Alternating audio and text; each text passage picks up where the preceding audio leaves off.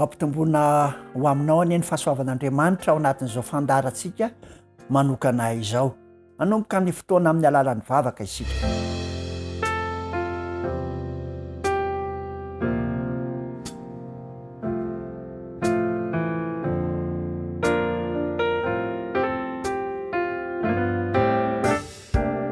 Tompo tsara indrindra ny an-danitro, aterinay ho anao ny dera ny saotra ny fankasitrahana fa notahinao tamin'ny fomba manokana izahay ary notoloranao izao fotoana izao, andraisana ny famelombelomana avy amin'ny teninao ho fampaherezana ho anay, koa dia aoka ny fanahinao mahery ho aminay tsirairay avy. Ny anaratsinao Jesosy nangatahana izany. Amen.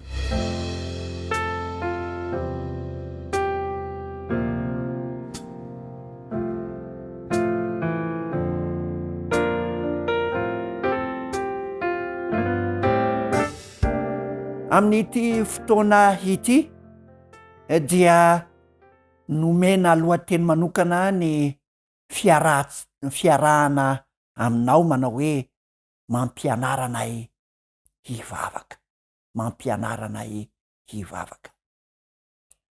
Raha ianao no teo anatrehan'ny fahagagana rehetra nataon'i Jesosy Kristy, dia inona no nangatahanao taminy?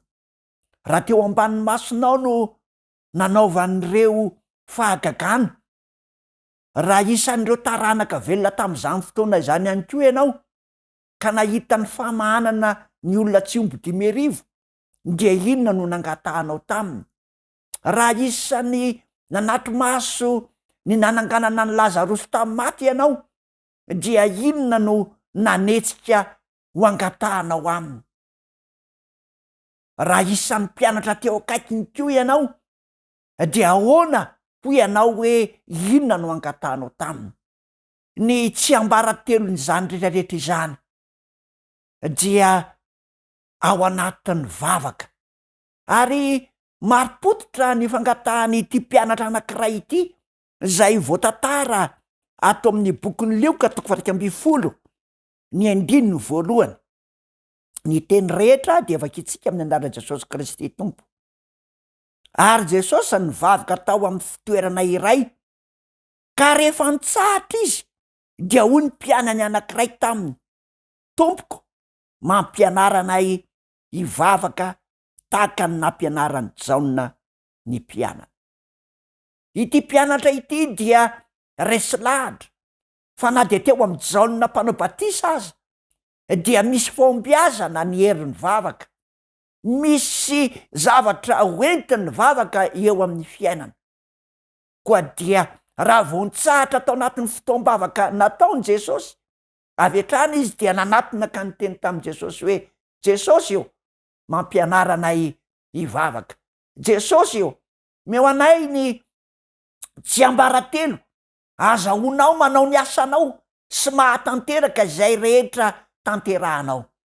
Ry havana, indrindra ho anao manokana izay manaraka izao fandarana izao, dia aoka ho tsapanao fa tsy misy fombiazana, tsy ananantsika tsy ambaratelo no fombiazana, fa ao anatin'ny vavaka no azahoantsika izany fombiazana izany. Ny herin'ny vavaka no nahazahoan'i Jesosy Kristy nahatanteraka ny asa-pamonjena ho azy ho anao. Tamin'ny alalan'ny vavaka no nahazahoany nanao an'ireo fahagagana fony izy nandeha tety ambonin'ny tany 3 taona sy tapany, nanao izany asa izany. Tsy ny herin'ny tenany fa ny hery mpifandraisana tamin'ilay Andriamanitra izay loharanonkeritsika, izany nataony. Ary izany ihany koa no angatahan'ity mpianatra ity ankehitriny hoe, Jesosy io, mampianara anay hivavaka. Andriamanitra dia tia hanome izany tsy ambaratelo izany. Ry havana, zay be vavaka de be hery, zay kely vavaka kely hery, ary zay diso amin'ny fivavahana de diso amin'Andriamanitra, ary rehefa diso amin'Andriamanitra de diso koa amin'ny fivavahana. Andriamanitra dia nanatanteraka zavatra betsaka eo amin'ny fiainantsika amin'ny alalan'ny vavaka. Raha tsy resaka fa tsy Jesosy isika, dia tamin'ny alalan'ny vavaka no nahazahoan'i Jesosy nanao ny famokisana ny olona tsy omby 5,000 ny lioka toko 7, ny 5,4 no milaza izany, lioka toko 7, ny 5,4. Ary rehefa noraisin'i Jesosy ny mofo 5 sy ny hazan-drano 2 dia ny andrandrany lanitra izy ka nanaova ny fisaorana ireo, dia novakiny ka natolo ny mpianany harosiny eo anoloan'ny vahoaka. Ny andrandra, ny vavaka Jesosy, tsy hoe niankina tamin'ny finoany fotsiny izy, fa ny andrandra ny lanitra izy dia nanaova ny fisaorana. Ry havana, lay tompon'ny fahagagana, tompon'ny famonjena antsika ary ny vavaka, maika va izao sy anao, andaotsika hivavaka. Ny marika toko 7, ny 5:20 ka hatramin'ny 7:20 dia mikasika ny fanasitranana an'lay fanahy maloto zay nangeja n'lay zazalahy, ary dia ny teny Jesosy ary ny vavaka, ary izany vavaka izany no tonga fanasitranana an'ity fanahy voafatotry ny fanahy maloto ity. Ny herin'ny vavaka nanaovana izany. Tamin'ny alalan'ny vavaka ihany koa no nanomezan Jesosy ny famelan-keloka. Enina dia tamin'ireo Jolay zay nampiasa hery anapotika sy hamono azy, de hoy izy manao hoe raiko mamela ny elony fa tsy fatany izay ataony. Fiainam-bavaka ny fiainan Jesosy, ary io fiainam-bavaka ihany koa ny fandresena ho atsika. Teo amin'ny varavarana pasana izay nandevenana ny Lazarosy tamin'ny maty, dia tsy niambaamba Jesosy, nanonony ny vavaka, ary rehefa vita izany vavaka izany, andeha jerentsika io filazantsarany Jaona toko 1:10, dia izao no ambarany eo amin'ny 5:7. Ho Jesosy tamin'ny tsy voalazako va, fa raha mino ianareo dia ho hitanao ny voninahitr'Andriamanitra, dia ny esory mivato. Ary Jesosy dia nanandratra ny masony ka nanao hoe ray ô, misaotra anao aho fa efa miaino ahy ianao. Raha izao dia fantatro fa miaino amandrakariva ianao, fa noho ny vahoaka mitsangana manodidina no nilazako izany, mba inony fa ianao no naniraka. Fantatro fa ianao efa miaino ahy, fa no reto vahoaka marobe zay manodidina ireto. Nataon Jesosy ampahabe maso, tsy taka le tany atembohatra ny afina izany vavaka izany, fa reny reo teo amin'ity varavara-pasana ity.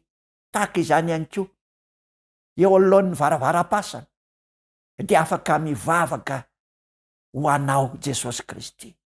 Ary ny herin'ny vavaka no nananany Daniela sy ireo namany 3 hivoaka ny lafaoro mirehatra afo, ary tsy ho lany liona raha tao anatin'izany lavaka ny liona izany. Tsy handrapaka anao Satana rehefa manana ny herin'ny vavaka ianao.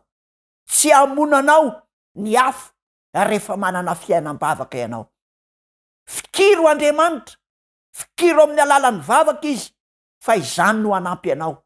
Fa na inona hamay an'izao fiainana izao, na inona maripana akariny devoly mba handratrana ny olona, dia ny vavaka no manampy hery azy hahazo fandresena. Na inona sika ny fiainana, liona ny fiainana, eny na idy Satana azy, de tsy haresy ny olona ty vavaka.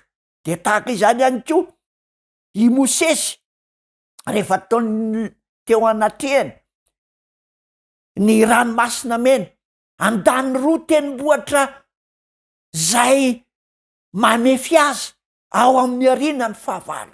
Fa rehefa nivavaka Mosesy, nitaraina tamin'i Jehova Mosesy, de niteny Andriamanitra niteny hoe nahoana no mitaraina amiko ianao, lazao zanak'Israely mba handroso. Ry havana, ren'Andriamanitra ny vavaka nataon'ny Mosesy, ren'Andriamanitra ihany koa ny vavaka sy ny sentim-ponao eo amin'ny fahavalo izay manemitra ny fiainanao. Ary ny ranomasina ataony tonga tany maina rehefa ao aminao ny herin'ny vavaka. Rehefa nananao ny vavaka iny finoana dia isava izany ranomasina manjepizepy zany ho tonga tanymaina. Ho tonga tanymaina ane reo ranomasina tady andifotra atsika. Ary ny olona tsy ampy vavaka, ny olona tsy metehatra amin'ny vavaka de ho ately ny fiainana, ho ately ny zao tontolo zao, ary dia ho rendrika sy ho very izy ireny satria tsy tao aminy ny fivavahana marina tamin'Andriamanitra. Ny herin'ny vavaka ihany koa no nananany Josoa tsy ambaratelo teo anatrehan'ny famelezana rehetra izay nisesy tao amin'ny fifanafiana. Ka indro Josoa ao amin'ny Josoa 10:1-11 dia nivavaka tamin'Andriamanitra i Josoa, ary rehefa nanao zany vavaka izany Josoa dia niantona ny masoandro, ary rehefa niantona ny masoandro dia nahatonga fandresena ho an'i Josoa sy ny firenena Israely ray manontolo izany. 12 avetrahany. Ary tamin'izany Josoa dia niteny tamin'i Jehova tamin'ny andro nanoloran'i Jehova ny Amorita teo anoloan'ny zanak'Israely. De zao le teny: ka nanao teo mason'ny zanak'Israely hoe, ry masoandro mijanona eo ambonin'ny Gibeona, ary ianao kosa ary volana any andohasahany alalona dia nijanona ny masoandro ary nijanona koa ny volana mandra-pahalan'ny olona ny fahavalony. Tsy eva voasoratra eo amin'ny bokin'ny Jasara va izany? Andriamanitra ry havana dia niaino an'i Josoa ary nampiantona ny andro ry havana. Raha misy fahavalo te hamotika ny fiainanao amin'ny alalan'ny vavaka no ampy aton'Andriamanitra izany fandrozana sy loza tady anafitra anao izany. Amin'ny alalan'ny vavaka dia mijanona izany. Amin'ny alalan'ny vavaka dia tonga mpandresy ny fahavalony ny vahoakan'Andriamanitra. Koa raiso ho anao izany fandresena izany, fa Jesosy Kristy no ohatra faratapony ny amin'izany vavaka izany mba ho arahanao. Andeha jerentsika ny bokin'ny Hebreo. Hebreo 5:7 ka hatramin'ny 7. Ny Hebreo 5:7 ka hatramin'ny 7. Tamin'ny andron'ny nofiny, raha nanao fivavahana sy fangatana nomban'ny fitarainana mafy sy ny ranomasybe tamin'izay navonjy azy tamin'ny fahafatesana izy, sady voahainy no ny fatahorana an'Andriamanitra, de nianatra fanarahana tamin'izay fahoriana nentiny izy na dia zanaka aza. Ary rehefa natao tanteraka izy dia tonga loharan'ny famonjena mandrakizay ho an'izay rehetra manaraka azy. Zany no tao amin'i Kristy, fa tamin'ny andron'ny nofiny, tamin'ny maha olombelona azy, de nanao fivavahana, nanao fangatahana, nomban'ny fitarainana mafy. Jesosy Kristy, lay tsy nanana ota aza nahatanteraka izany tamin'ny ranomasybe, ny fangatahana ny fivavahana. Maika fa ny tenako, maika fa ianao. Ary ny fomba anatanterahana izany dia eo amin'ilay Andriamanitsika zay mavonjy atsika amin'ny fahafatesana. Ny antony fivavahana ry havana dia anaisotra ny herin'ny fahafatesana eo amin'ny fiainatsika. Ny fivavahana izay tsy mahafoana ny herin'ny fahafatesana de tsy fivavahana. Ny fivavahana zay tsy mandroaka ny herin'ny fiainatsika de tsy fivavahana izany, vondrona tsotra fotsiny ihany. Fa ny fivavahana de fiainana, ny fivavahana de fifandraisana amin'Andriamanitra, ny fivavahana de herim-panahy ampombain'Andriamanitra ny olony, ary izay herin'Andriamanitra izay de atonga azy handresy ny fahafatesana. De voavonjy tamin'ny herin'ny fahafatesany Jesosy, ianao koa ho voavonjy ny herin'Andriamanitra hiala amin'ny fahafatesana amin'ny alalan'ny vavaka. Dia Jesosy Kristy no nahatanteraka izany, ary izany no tena mahafinaritra amin'ity teny ity hoe tonga loharano no famonjena mandrakizay ho an'izay manaraka azy Jesosy Kristy. Ankehitriny manaraka an' Jesosy va ianao eo amin'ny toetsaina, manaraka an' Jesosy va ianao rehefa tonga ny andro sabata, manaraka an' Jesosy va ianao ao amin'ny fomba fihinana, manaraka an' Jesosy va ianao ao anatin'ny tontolo iainana, sa manaraka an'iza ianao? Fa hoy ny tenin'Andriamanitra hoe rehefa natao tanteraka Jesosy, rehefa nozantoetra tamin'ny fomba rehetra, nosedraina tamin'ny tantara rehetra, de nianatra fanarahana tamin'izay fahoriana netiny izy na de zanak'Andriamanitra azy. Jesosy Kristy de nianatra fanarahana, nianatra aoka re hianatra ihany koa isika azahoantsika izany fombiazana izany ao am' Jesosy Kristy. Ny fombiazantsika de ao am' Jesosy sy ny vavaka tao aminy, ny herintsika de ao am' Jesosy irery ihany, ary amin'ny alalan'ny vavaka no azahoantsika mandray izany zavatsoa rehetra izany. Jakoba moa de mamaritra ireo herin'ny vavaka, Jakoba dia mamatotra izany, fa ny vavaka hoy Jakoba dia herin'ny fanasitranana. Jakoba 5 misy marary, misy azo pahoriana va aoka izy vavaka. Ny vavaka ny fanafodiny eo amin'ny 170, eo amin'ny 170 dia ny vavaka no fansorana taon'Andriamanitra ho atsika, ary dia raha nanota izy de avela ny elony, hoy ny 110, ary dia atonga fanasitranana izany.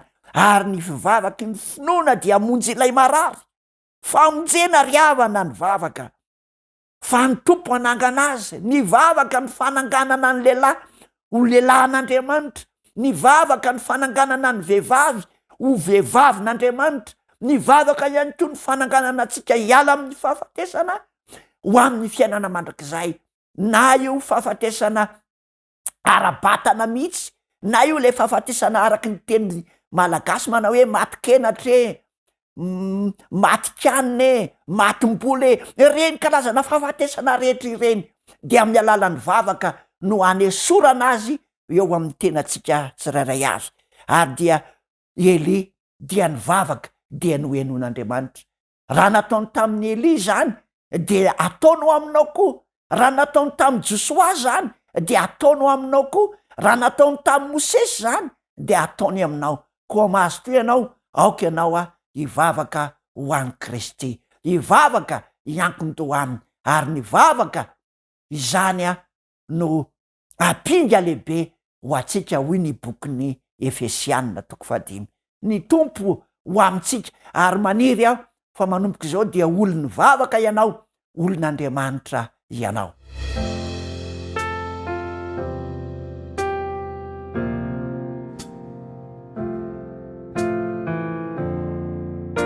Andriamanitra masina sy tsara indrindra ny an-danitro, meteza ianao hiain'ny fitarainanay sy ny vavakay, meteza ianao anafy hery anay ary ampirisika anay amin'izany fiainam-bavaka izany, ary ampafantaro anay mandrakarivo fa ny vavaka dia dingana eo amin'ny fiainana, ny vavaka dia fiainana eo aminao Jesosy io. Ampianaro izay hiaina izany vavaka izany manomboka izao mandra-piavinao, ary rehefa ho tonga ianao Jesosy io dia amin'ny fisaorana sy ny fifaliana no anandratanay ny fiderahana eo anatrehanao. Ny anaranao irery ihany izay mpiainy vavaka no hanonana izany vavaka izany. Amen.